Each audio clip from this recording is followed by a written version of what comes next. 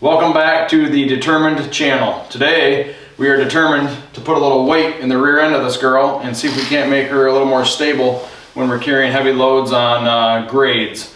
This is a Cat 242 B3. I think it's rated to pick up somewhere around 2,900 pounds or so, and it does that fine. We've got cast steel tracks on it, which help a ton. They add a lot of ballast, but what we find is going downhill, either with like a high moisture hay bale, if we're going down a hill into one of our particular pens, it gets pretty light in the rear end. And if we're scooping a lot of wet manure or wet gravel, wet sand, and you're backing out of a pile, the back end wants to come up a little bit. So we wanted to put suitcase weights on this thing, and we looked around the internet and we didn't find very many options for a turnkey solution. In fact, we didn't find any options. So I found a guy over at Heavy Hitch named Terry. He's the owner over at Heavy Hitch, and he helped me design a bracket that we could bolt onto this, so we didn't have to change the machine, we don't have to weld to it. It's completely reversible if we don't like it. He and I went back and forth for probably a week or so and designed a bracket that fits this machine. It's a straight bolt up, and then we can put as many as 3 weights on each side. So we're going to unbox this, we're going to get it bolted up, and then we're going to go try it with some of the things that we just described. Earlier, before we shot this part of the video, we went outside and did some of those things and recreated a situation where it's light in the rear end, and then when we get these bolted up, we're going to go back out and recreate those exact situations and just see if we can tell the difference. So I hope you enjoy the video, and we'll let you know how it goes. So here's what we've got. We've got 6 70-pound weights, 2 brackets, and 2 retention pins. So we're going to get one on the left and one on the right. That'll give us 210 pounds on each side of the machine.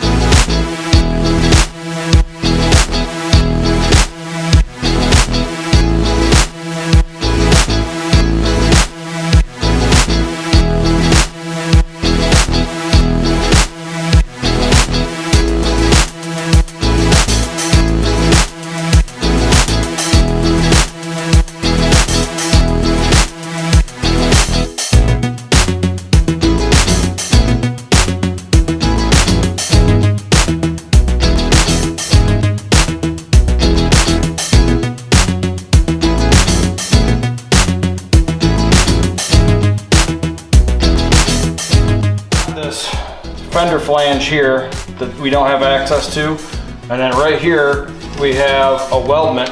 It's an internal brace. You can't see it coming down. You can kind of see the weld bulges, so we don't have access to any of this or any of this, so we have to get our holes laid out in this area where we have access to the back side of it.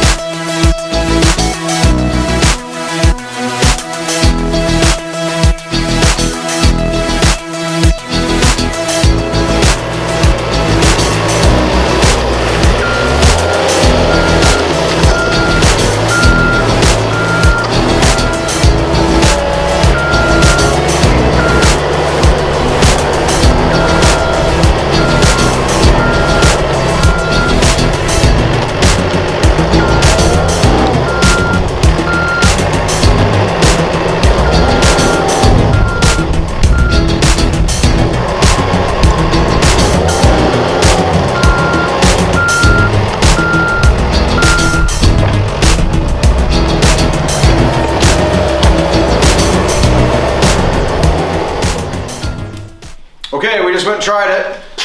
You can definitely notice the weight back there. When you do not have an attachment on the front, it is definitely light in the front end, way lighter than used to. If you're going up any kind of incline at all, it wants to pick the front tire. So you can definitely feel the weight back there.